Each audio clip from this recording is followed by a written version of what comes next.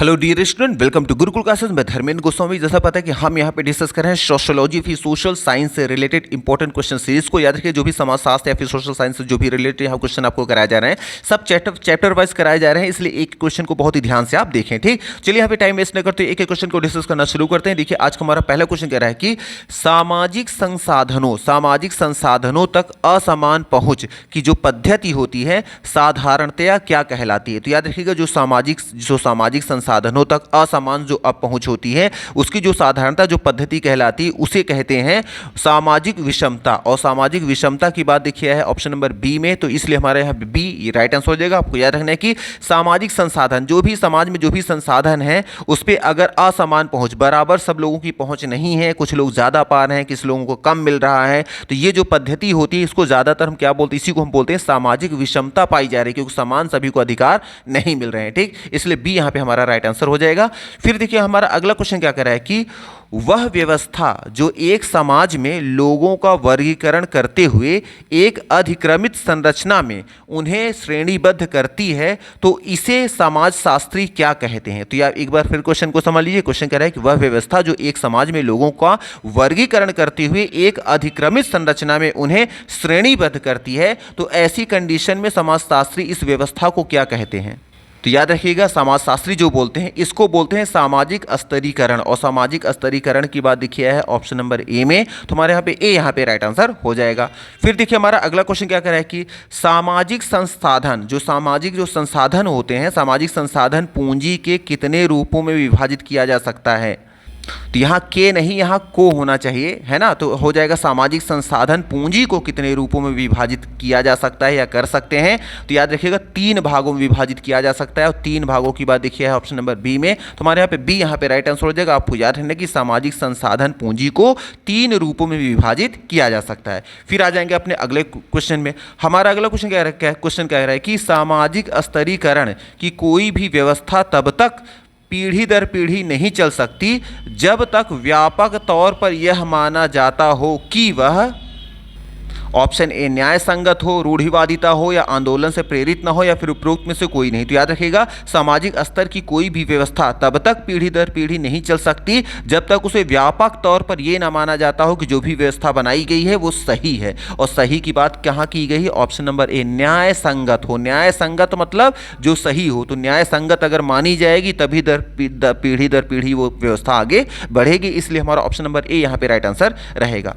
फिर देखिए, हमारा अगला क्वेश्चन क्या कर रहा है कि एक समूह के सदस्यों द्वारा दूसरे समूह के बारे में पूर्व कल्पित विचार या व्यवहार को कहते हैं। अब देखिए, क्वेश्चन ये कह रहा है कि मान लीजिए 2 समूह हैं, एक समूह पहले से ही विचार बना ले रहा है कि अगला समूह है इसी तरह होगा, या तो वो अच्छा भी हो सकता है बुरा भी हो सकता है। जैसे किसी भी इंसान को देखकर पहली बार आप पहले से ही थिंकिंग बना लें कि वो अच्छा ही होगा, या पहले से ही मान लें कि वो बुरा ही होगा, तो ये जो प्रक्रिया होती है क्या कहलाती है, तो इसको बोलते हैं पूर्वाग्रह। पूर्वाग्रह का मतलब होता है पहले से ही निर्णय कर लेना कि वो या तो अच्छा ही है या तो बुरा ही है। ठीक, तो पहले से ही मान लेना किसी चीज़ को अच्छा या पहले से ही मान लेना किसी चीज़ को बुरा, इसी कंडीशन को बोलते हैं पूर्वाग्रह। ठीक, तो क्वेश्चन कह रहा है कि एक समूह के सदस्य द्वारा दूसरे समूह के बारे में पूर्व कल्पित विचार या व्यवहार को क्या कहते हैं, तो उसको बोलते हैं पूर्वाग्रह। फिर आ जाएंगे देखिए अपने अगले क्वेश्चन में। हमारा अगला क्वेश्चन क्या कह रहा है कि पूर्वाग्रह अधिकतर किन कारणों पर आधारित होते हैं। तो याद रखिएगा, जो पूर्वाग्रह जो ग्रह होते हैं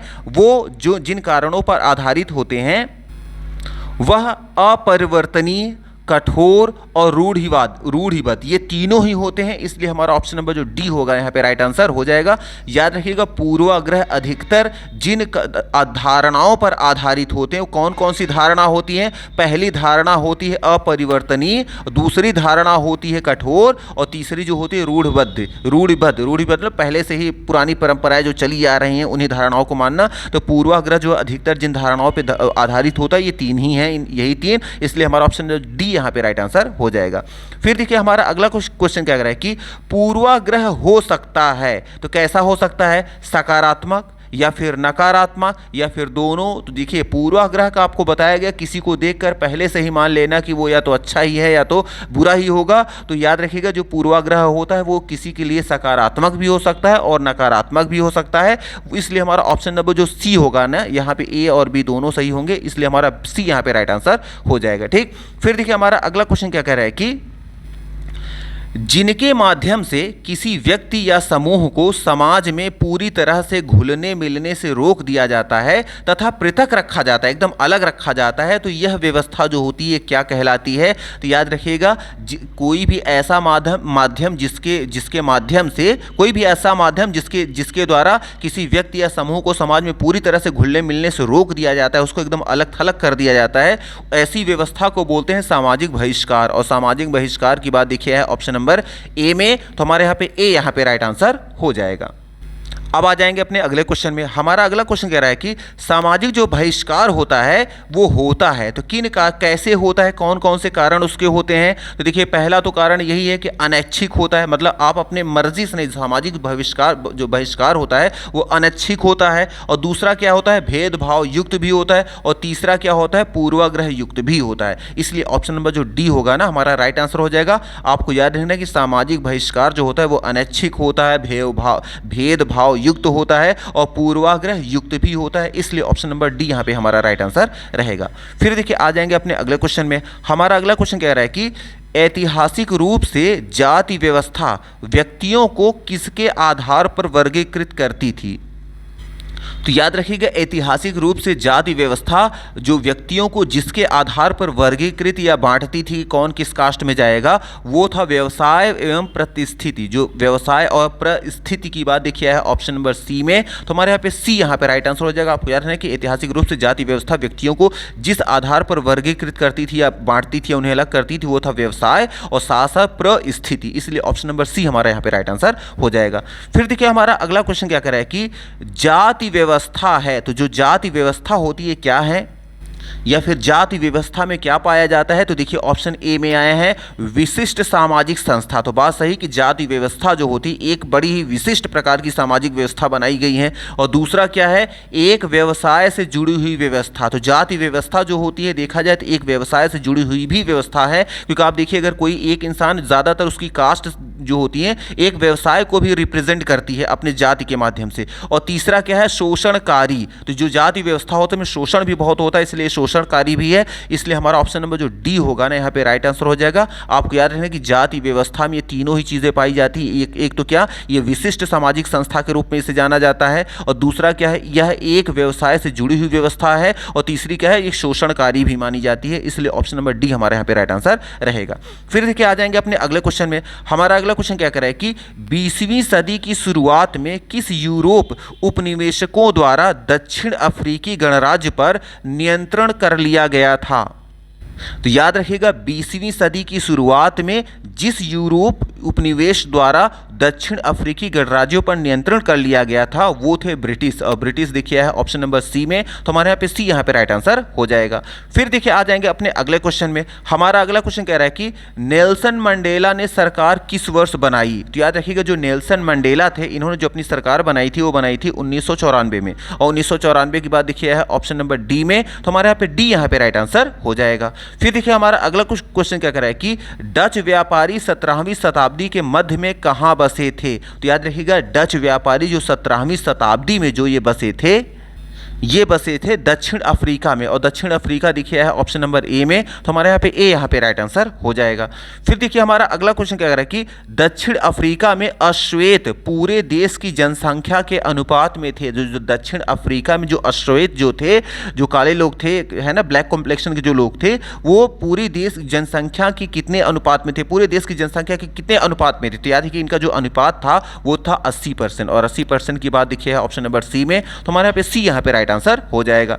फिर देखिए हमारा अगला क्वेश्चन क्या कर रहा है कि रंग भेद अथवा प्रजाति के पृथक्करण की नीति को कानूनी मान्यता किस वर्ष प्रदान की गई? तो याद रखिएगा रंग भेद अथवा प्रजाति के अस्पृश्य पृथक्करण की जो नीति को जो कानूनी मान्यता जो प्राप्त की गई थी या हुई थी।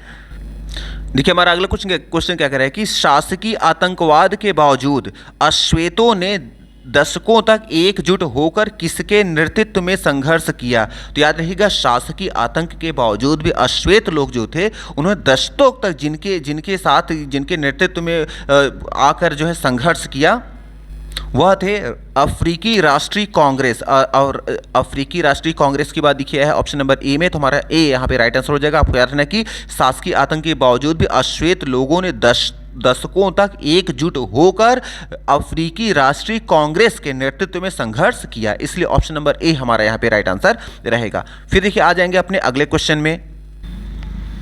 देखिए हमारा अगला हमारा प्रश्न क्या कह रहा है कि किस भारतीय नेता ने 1930 के दशक में अस्पृश्य समझे जाने वाले, मतलब जो उसके छुआछूत जिनके साथ बहुत किया जाता था भेदभाव, अस्पृश्य समझे जाने वाले लोगों को हरिजन या हरिजन का मतलब क्या है, परमात्मा के बच्चे कहकर पुकारना शुरू किया। इसका मतलब कि कौन से वो भारतीय नेता थे जिन्होंने 1930 के दशक में अस्पृश्य समझे जाने वाले, मतलब अछूत समझे जाने वाले लोगों को हरिजन कह के पुकारा था। हरिजन मतलब परमात्मा के बच्चे कह के पुकारा था, और ये बाद में ये शब्द हरिजन शब्द बड़ा ही प्रिय हुआ, बड़ा ही लोकप्रिय हो गया। तो ये किसने पुकारा था, तो याद रखिएगा ये थे महात्मा गांधी। और महात्मा गांधी लिखे हैं ऑप्शन नंबर बी में, तुम्हारे यहाँ पे बी यहाँ पे राइट आंसर हो जाएगा।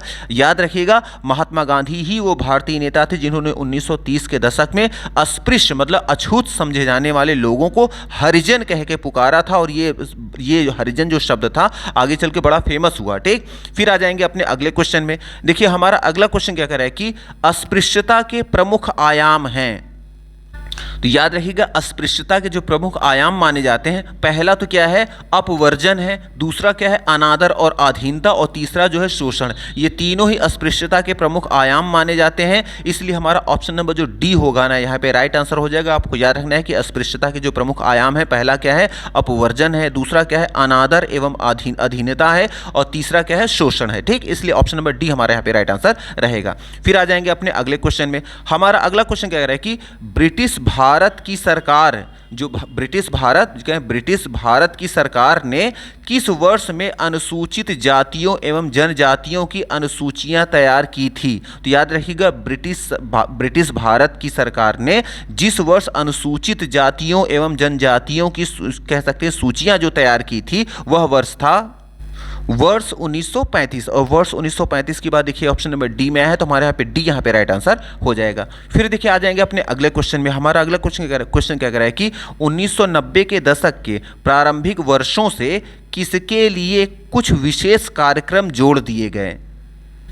तो याद रखिएगा 1990 के दशक के प्रारंभिक वर्षों से जिसके लिए कुछ विशेष कार्यक्रम जोड़ दिए गए हैं, वह है अन्य पिछड़े वर्गों के लिए। अन्य पिछड़ों के लिए ओबीसी की बात देखिए आई है ऑप्शन नंबर सी में, तो हमारे यहाँ पे सी यहाँ पे राइट आंसर हो जाएगा। आपको याद रखना है कि 1990 के दशक के प्रारंभिक वर्षों से अन्य पिछड़े वर्गों के लिए कुछ विशेष कार्यक्रम जोड़ दिए गए। ठीक, फिर आ जाएंगे अपने अगले क्वेश्चन में। देखिए हमारा अगला क्वेश्चन क्या कह रहा है कि स्वतंत्र भारत की पहली सरकार ने अन्य पिछड़े वर्गों के कल्याण हेतु किसकी अध्यक्षता में आयोग का गठन किया था।